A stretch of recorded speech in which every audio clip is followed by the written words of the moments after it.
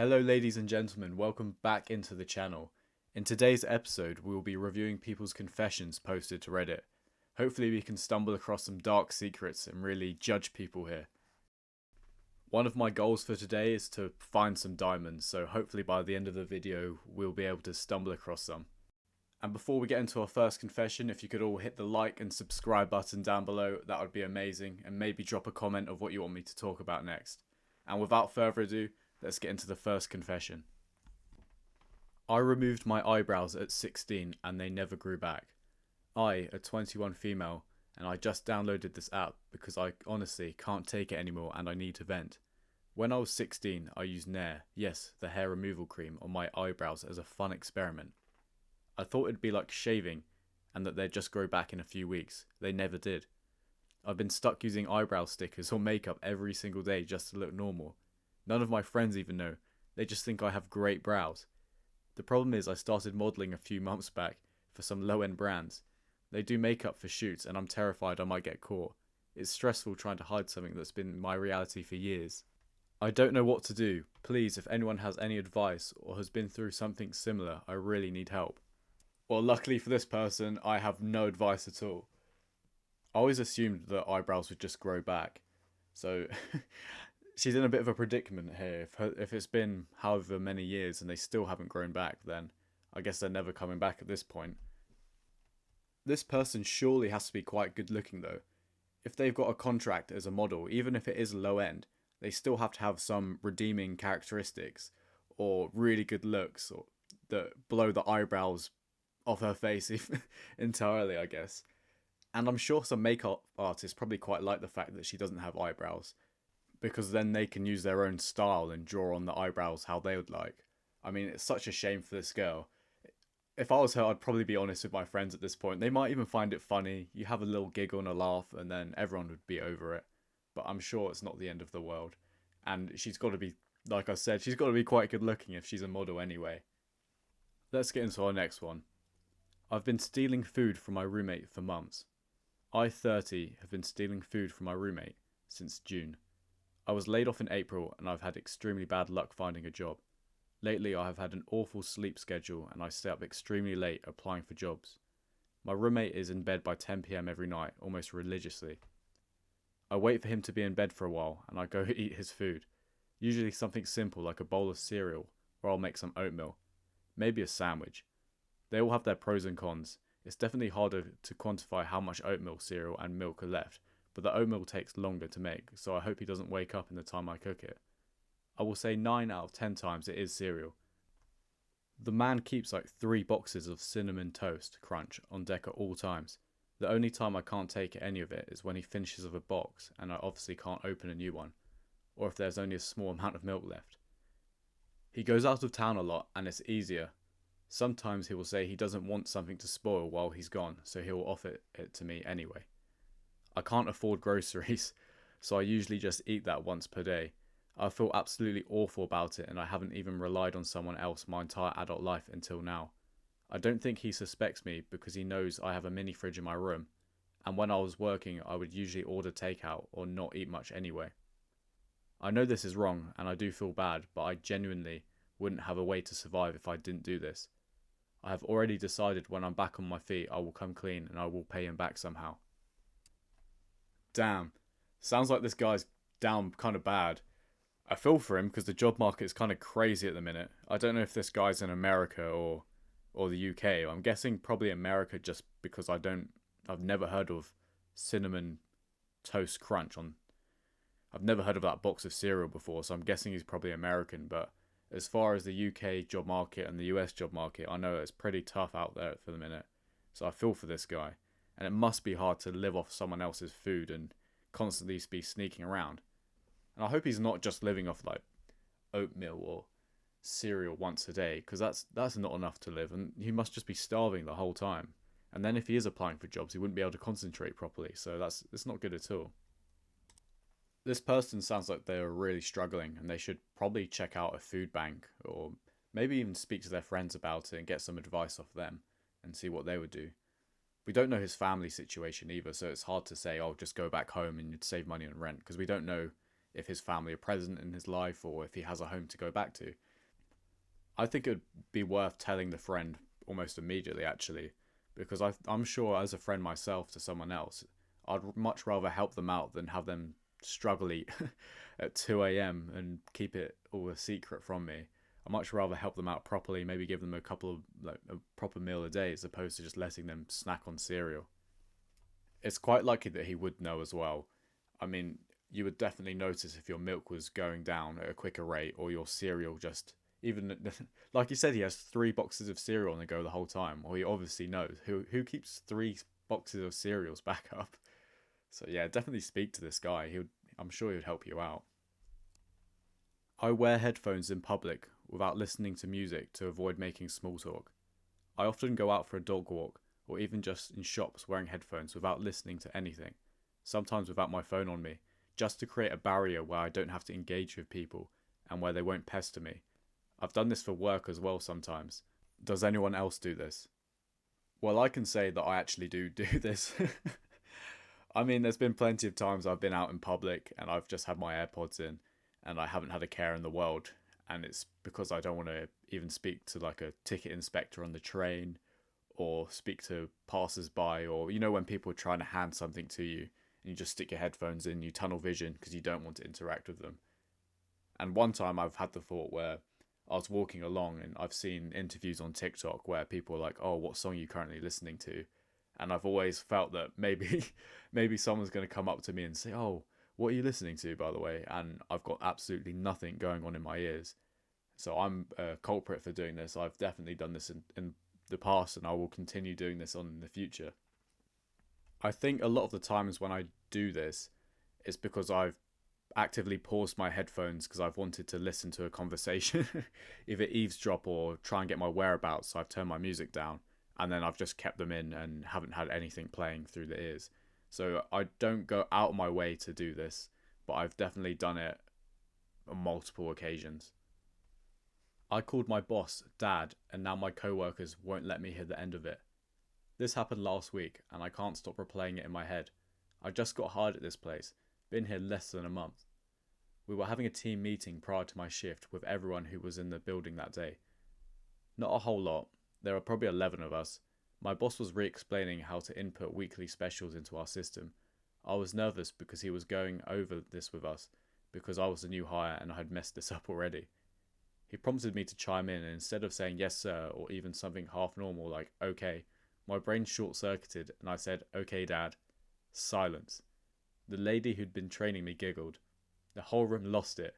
My boss, who was very much not dad material, just stared at me, deadpan and just a little confused, while everyone else laughed. I turned bright red and tried to cover it up, but for the rest of the shift people kept side-eyeing me and snickering. Now I'll hear things like, "Hey, it's Dad's favourite," or "Listen to your father" whenever he's talking. I know it was just a slip of the tongue, and this has probably happened to everyone at least once, but holy hell, this is a real shame. I was hoping they'd let it go after a few days, but they're really, really dragging it out now. This reminds me of being back in school, when you have the slip of the tongue and you call the teacher mum, and everyone in the class loses it, and it just drags on and on and on. So I'm guessing it's exactly the same situation here, that people will always be like, "Oh, dad" or "mum" when regarding to your boss. it's, it's fairly annoying, that. I think the best way to get over situations like this is just to lean into it a bit more, and they will eventually not find it funny. Maybe turn it on them. Say, if you're looking for your boss, say, "Oh, have you seen dad around?" They'll let out a little laugh and they'll get over it eventually. Soon enough, something more embarrassing will happen, and your slip up of calling your boss dad will just be a thing from the past. But someone will mess up. Someone will either mess up or say something stupid, and that'll be the laugh of the office for the week. So I wouldn't worry about this one. When I was 17, I spilled lube on the floor of my mum's house. When I was 17, I spilled like a good 4 ounces of oil-based lube on my bathroom floor in my childhood home, and I could never get it out. I tried everything. There was no residue or anything, but the floor was some textured vinyl nonsense, and there was so many little pits and cracks. For like 4 years until I moved out, I couldn't wear socks in the bathroom because it had just become a massive slip and slide. After I moved out, they sold the house and I never told them, but I still haven't used an all-based lube to this day. It's just so embarrassing and traumatizing, and I needed to get that one off my chest. How did no one notice for 4 years? I don't get that. If the whole bathroom was like a slip and slide, and it was P. Diddy's bathroom, sounds like it'd be awful. With it being oil based, there's just no washing it out really. I guess unless you get like industrial grade cleaner, like degreaser, that's the only way you can really like scrub it out. But at that point, it's so obvious to your parents, and they must be thinking like, what are you doing, heading down and getting this? But it's the only way to sort that out, and I guess it's the next people's problem now. They can just look forward to using the bathroom that P Diddy would be proud of. Right, let's get on to the next one.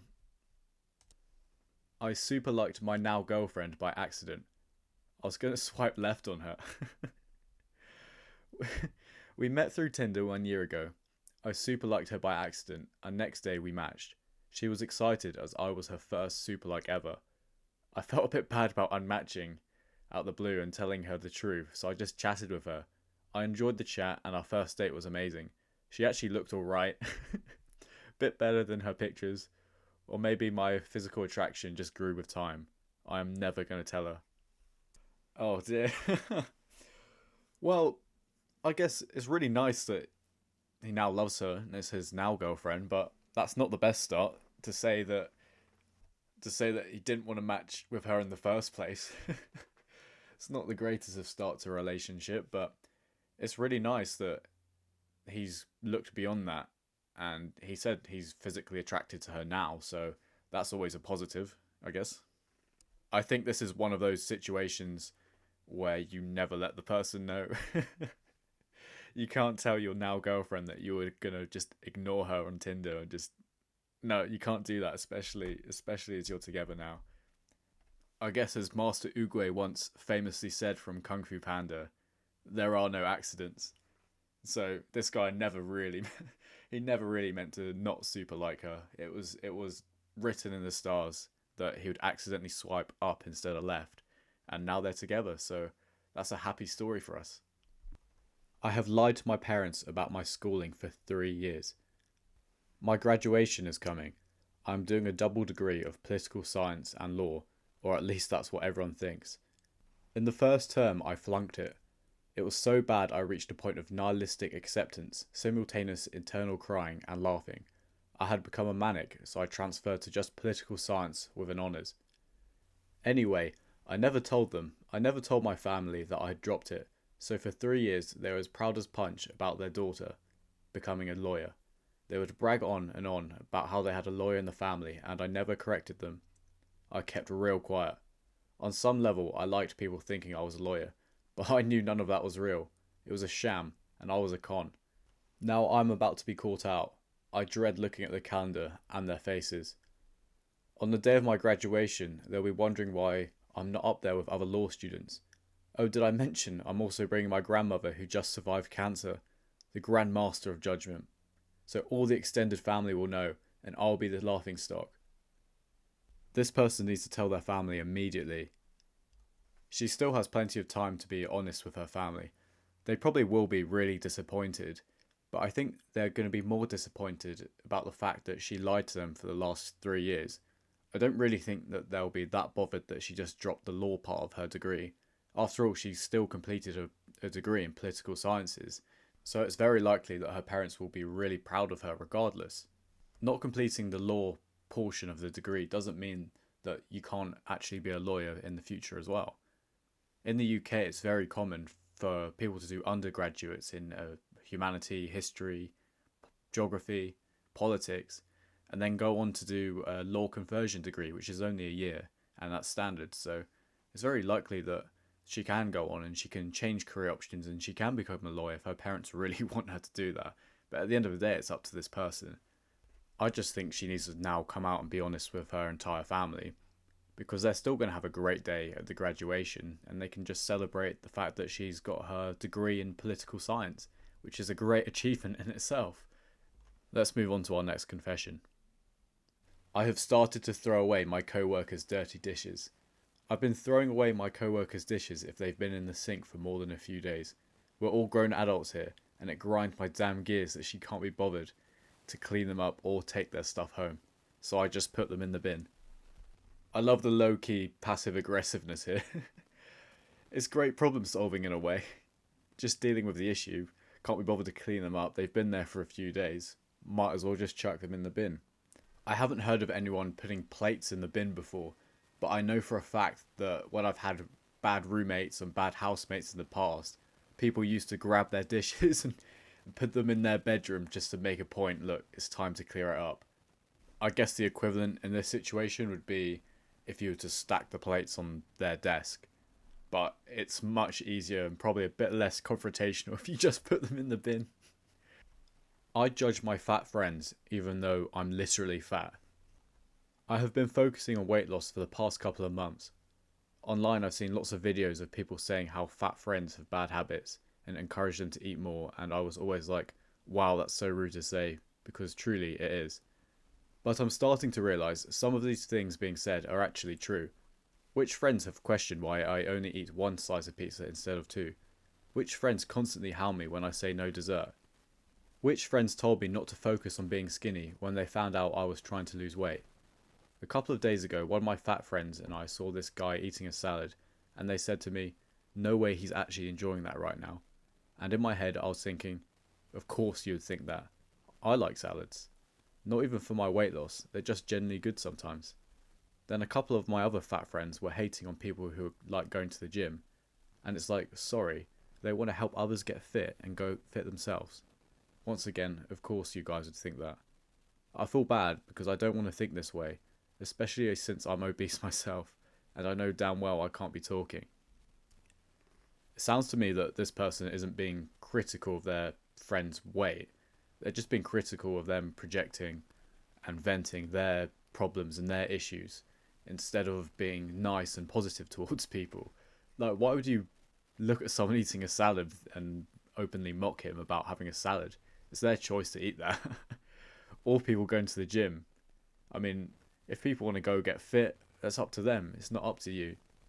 Maybe the author of this post are just becoming a bit more self-aware. Maybe they need to look for... maybe they need to find some new friends who are going to think more positively about things. I pretend to know actors' names way more than I actually do. Whenever people start talking about movies or TV, I almost always pretend I know exactly who they're talking about. Someone will say, oh yeah, it's got the actor from Breaking Bad, and I'll nod like I'm best friends with him. Truth is, I probably couldn't even recognise half Hollywood by their names. My brain just doesn't store actors' faces or names, but instead of admitting that, I'll just roll with it and throw a safe comment like, yeah, they're always good in everything they do. I think this is probably common for a lot of people. I know in the past I've definitely not known movie titles or actors' names or different series, and I used to just go along with it as if I knew who people were.